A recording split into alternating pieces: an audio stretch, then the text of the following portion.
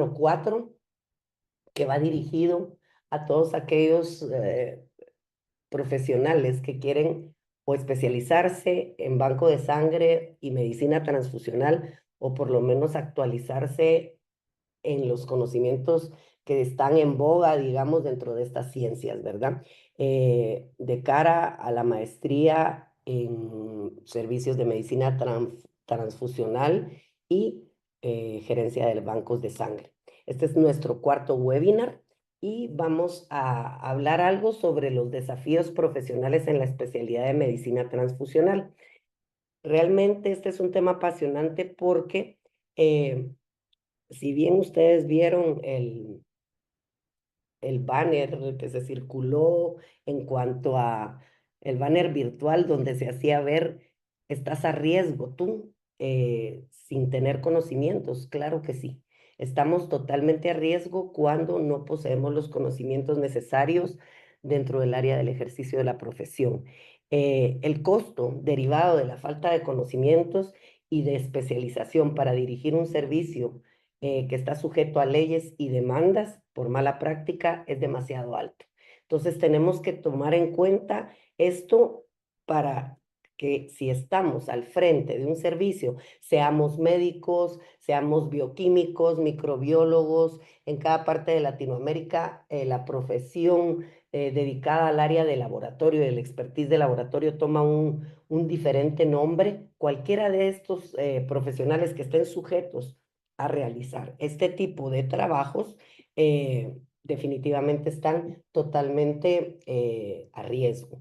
Los médicos especialistas, ¿qué pasa con los médicos especialistas? La medicina transfusional es una ciencia, no solo por el simple hecho de tener la carrera de medicina, sino que la medicina transfusional es una ciencia como cualquier otra que amerita conocimientos para poder ejercerla. O sea, es un área de especialidad, al igual que se puede uno especializar en ciertas disciplinas médicas, la traumatología, la ginecología.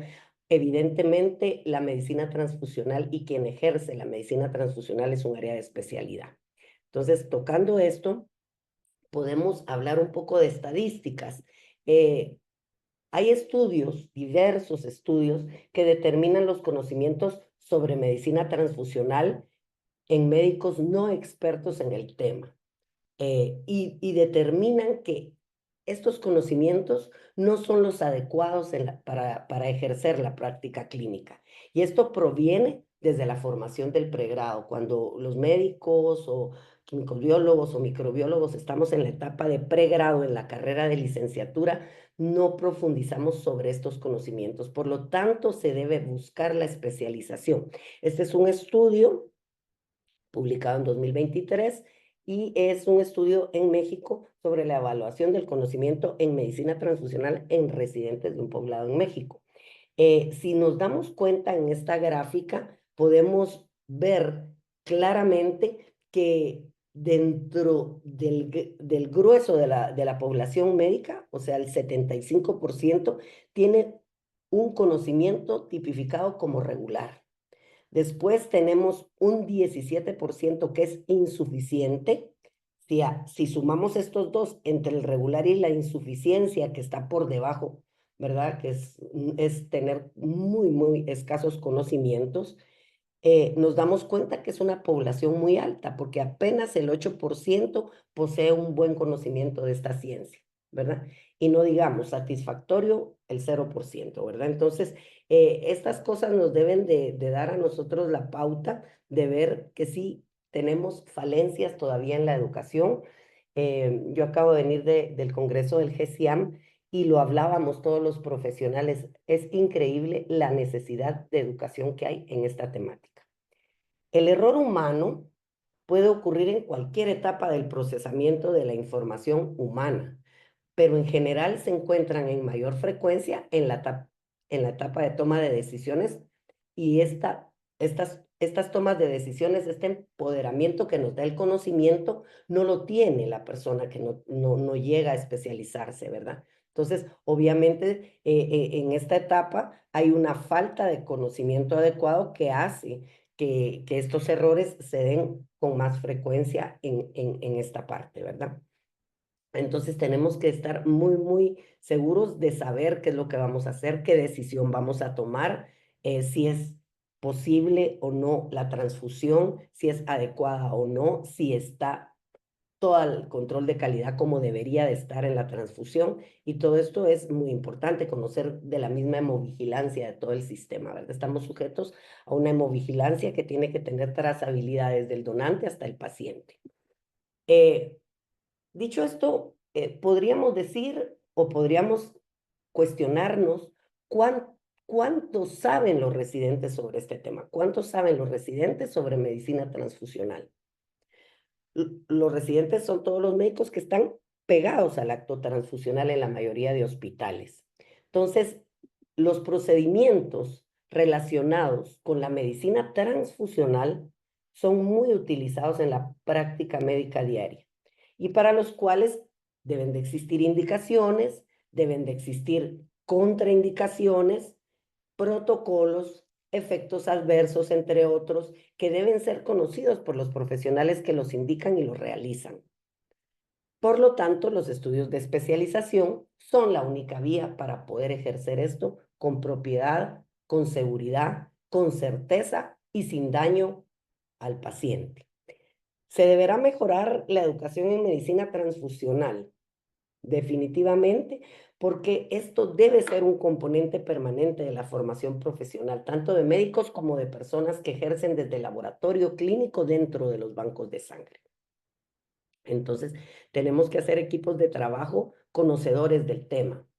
El conocimiento básicamente sobre la medicina transfusional no va a depender de la especialidad médica o del año de especialidad médica de los médicos residentes, ¿no? SR1, SR3, SR4, o sea, el año en su especialización no es decir, ah, bueno, es que el R1 no sabe y el R4 sabe todo. No, nos damos cuenta que inclusive terminan la residencia y la especialidad con muy pocos conocimientos de medicina transfusional. Y obviamente esto también atañe a los expertos en el área de bancos de sangre. No es del conocimiento de los expertos en el área de bancos de sangre.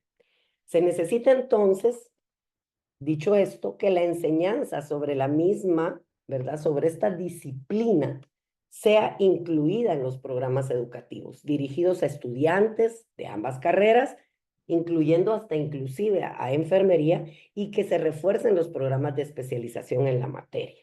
Esto es un hecho y necesitamos hacerlo. ¿Cómo vemos el conocimiento del personal de enfermería?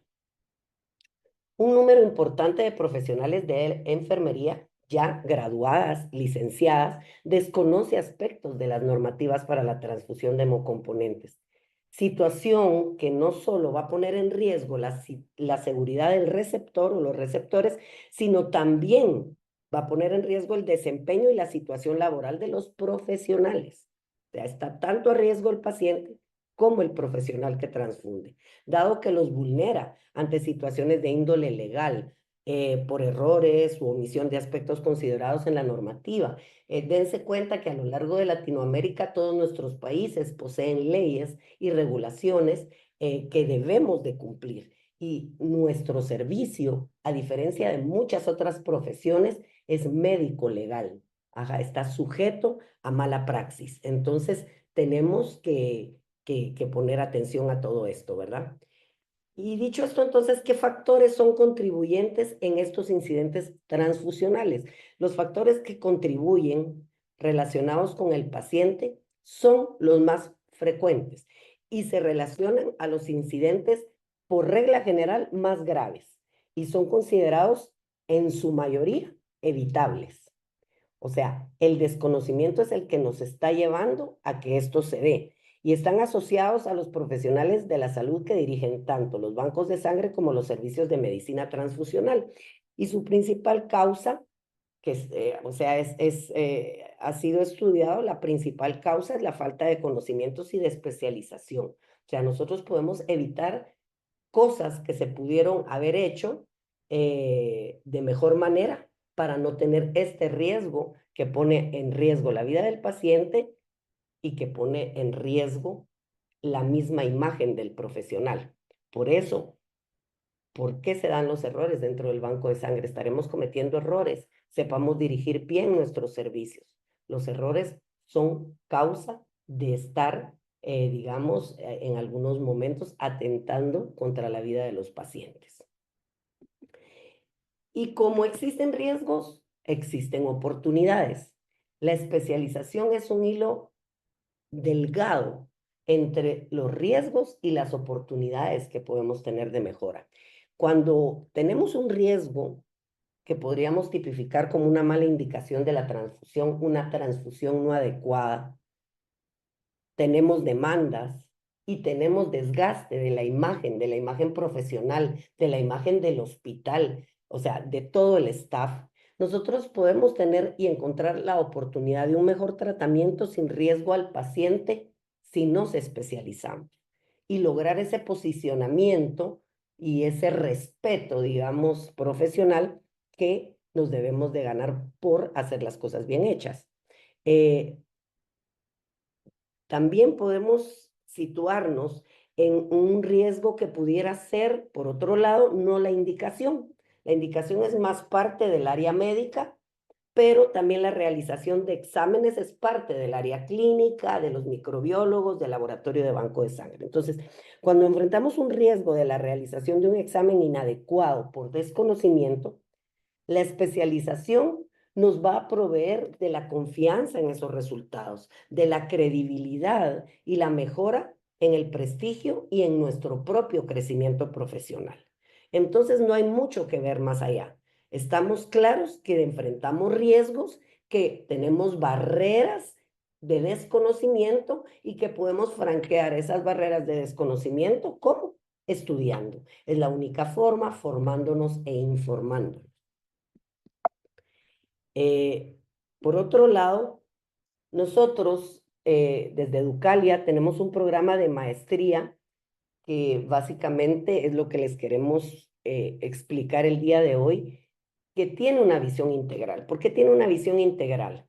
Este programa de maestría tiene una visión integral porque da un enfoque integral que abarca la especialización en la era digital. O sea, podemos llegar a hacer prácticas, podemos llegar a resolver casos con compañeros de diferentes partes de Latinoamérica y aprovechar ese conocimiento y ese enriquecimiento que nos permite un programa online. Eh, el programa tiene un contenido programático profundo y nosotros como estudiantes, cuando escogemos un programa de especialización, si este no es dentro de un campus universitario, sino que está mediado a través de la educación online, debemos de saber distinguir de una educación formal, seria, con una acreditación universitaria. Debemos de ver nuestro staff de profesores, ser críticos. ¿Quién está atrás de esto? Son profesores expertos, se mueven en el tema, los hemos escuchado en torno a los temas. Eso enriquece mucho la decisión para tomar un buen programa, ¿verdad? Debemos de saber distinguir entre esos profesores de aquellos programas con poca calidad académica. Por ejemplo, mucha gente o muchos profesionales se enfrascan solo en el mero hecho de recibir el producto tangible, que es el diploma, desvalorizando totalmente lo intangible, que son los conocimientos. Entonces, por favor, no se centren solo en eso, porque sobre el papel se pueden poner maravillas que a la larga ni los va a ayudar a un respaldo el día de mañana, ni los va a hacer más acreditados y encima los puede llevar a un conocimiento erróneo porque no escogieron el programa adecuado, ni los indujeron y solo lo que hicieron fue perder el dinero, en pocas palabras.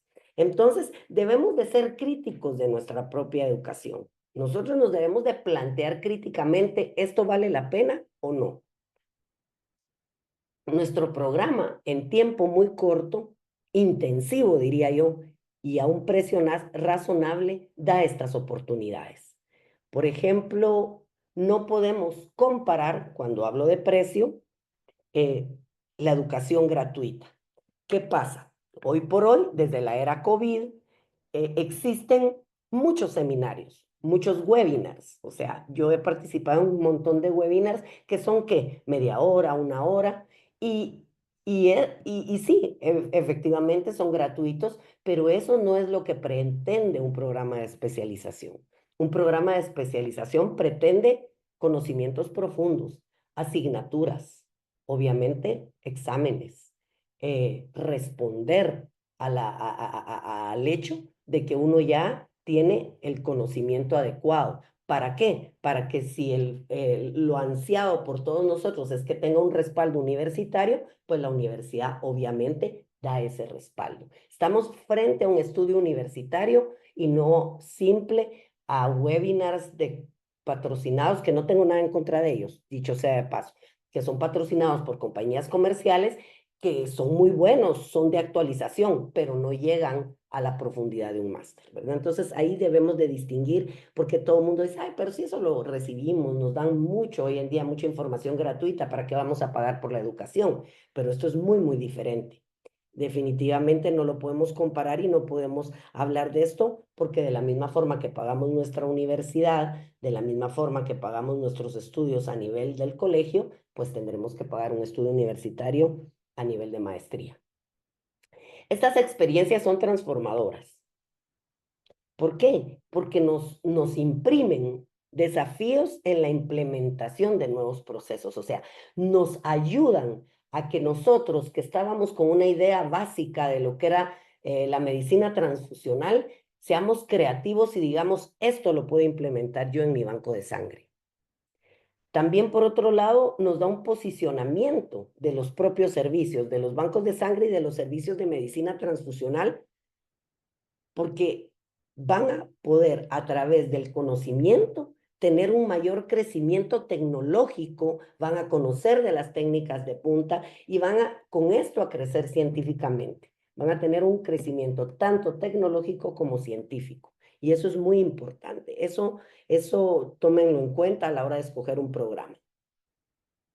Entonces hablamos que la visión de este máster puede tener una perspectiva global de innovación y adaptación, ¿verdad? De innovación y adaptación. Innovación como motor del cambio acelerado en la era digital, pudiendo lograr sistemas de redes, como yo les decía, gente de todos los países, procesos totalmente automatizados, dentro del banco, sistemas de redes y dentro del propio estudio, sistemas de redes. Les voy a poner los dos ejemplos. Sistemas de redes dentro del banco con procesos totalmente automatizados y transfusiones seguras de forma adecuada y oportuna, pero también dentro del estudio aprovechar la era en la que vivimos, donde a través del Internet, a través de una computadora, podemos lograr estos sistemas de redes y de intercambio profesional con otros profesionales que nos retroalimentamos de nuestras propias experiencias y con profesores de diversas partes que les pueden a ustedes poner en claro muchas cosas de las que no sabían o no habían escuchado en su práctica cotidiana. Esto, sin lugar a dudas, tiene un impacto económico importante. La transformación de los servicios de medicina transfusional y bancos de sangre con economías de escala. ¿Por qué? Porque cuando yo aprendo, cuando yo verdaderamente aprendo, sé distinguir entre qué le conviene a mi servicio y qué no le conviene. Muchas veces queremos tener todo y a lo mejor no es necesario y estamos dejando de lado el recurso que necesitamos para algo importante, diluyéndolo en el resto de recursos. Este máster también tiene ese énfasis gerencial. Entonces, es bien, bien importante ese impacto económico que logremos de economía de escala. Nuestros servicios, nuestros hospitales nos lo van a agradecer y realizamos los procesos sin repeticiones. O sea, el que sabe hacer las cosas las hace bien desde el inicio. Antes el aprender era ensayo y error. Con la salud no podemos estar bajo un prisma de trabajar bajo ensayo y error, porque en el error podemos cometer algo tan grave como llevar a la muerte a un paciente. Entonces, procesos sin repeticiones que elevan los costos, porque como me salió mal, lo tengo que volver a repetir. Realizar los procesos conforme a requerimientos de calidad de forma estandarizada, obviamente desde la primera vez, ¿verdad? que no se tengan que volver a repetir. Ese debe ser el objetivo de todos los servicios. La calidad y el buen uso del conocimiento, fíjense bien lo que les estoy diciendo, tiene un impacto económico menor, pero muchísimo menor que los reprocesos por ensayo y error. O sea, invertir en formarme va a salir más barato que estar perdiendo los recursos. Y ya no solo a nivel profesional, también tiene un impacto personal. O sea, los desafíos enfrentados y las experiencias vividas enriquecen el crecimiento personal. Toda la vida ha sido así, no solo desde el punto de vista personal, desde el punto de vista profesional. Hay un enriquecimiento. O sea, entonces estos desafíos van a enriquecer este crecimiento personal y profesional y van a reforzar nuestra autoconfianza. O sea, la nuestra, la de nuestro equipo de trabajo, la autoconfianza de nosotros, de los trabajadores, a través de formar estos equipos empoderados y de alto rendimiento. Entonces, el servicio es un servicio de alto impacto que va a ser visibilizado y comparado a sus homólogos siempre, y vamos a estar en una ventaja competitiva si lo sabemos hacer de una buena forma. O sea, sabemos de qué forma es la mejor forma de hacerlo, estudiando, preparándonos, capacitándonos. Y eso nos va a dar esa visibilidad y esa ventaja competitiva sobre el resto de colegas que tengan las mismas funciones que nosotros. Entonces, vamos a pasar a esta reflexión final. ¿Cuáles son nuestras fortalezas desde el máster? Si hiciéramos un FODA, podríamos ver que nuestras fortalezas están cifradas en profesores, con más de 30 profesionales docentes que son docentes universitarios, pero al mismo tiempo personas que laboran desde los bancos de sangre. Entonces, más de 30 profesionales docentes expertos en diferentes temáticas, que es un programa que no tiene fronteras. Es un programa sin fronteras. La educación está abierta a diferentes países de Latinoamérica y España, y obviamente a diferentes profesiones que confluimos para tratar de mejor manera al paciente. El paciente de los servicios de banco de sangre y medicina transfusional no se nutre de una sola carrera profesional. Ahí estamos implícitos microbiólogos, químicos, biólogos, están implícitos médicos, están implícitas enfermeras. Y obviamente tenemos a veces, y una gran mayoría de las veces, invitados especiales de centros importantes que compartirán sus propias experiencias para que ustedes, basándose en las experiencias de terceros, puedan ir adoptando sus propios criterios a la hora de la administración en su servicio. Y todo esto a un costo adaptado para los países de Latinoamérica sin verlo a costos ni mucho menos europeos ni de otros países. Entonces, yo termino con este pensamiento que siempre me gustó. Es un pensamiento de Nelson Mandela y me encanta. La educación es el arma más poderosa que puedes usar para cambiar el mundo. O sea, siempre las guerras han querido usar armas y esas han dejado lastres. Creo que la educación es un arma súper positiva que impacta en el mundo de hoy, en el mundo futuro, y en el mundo pasado impactó para poder hacer mejores cambios y trabajar de mejor manera desde nuestras profesiones. Así que muchas gracias y bueno, yo ya ahorita abro pues el micrófono por si quieren comentar algo. Justo teníamos pactado media horita y me ajusté.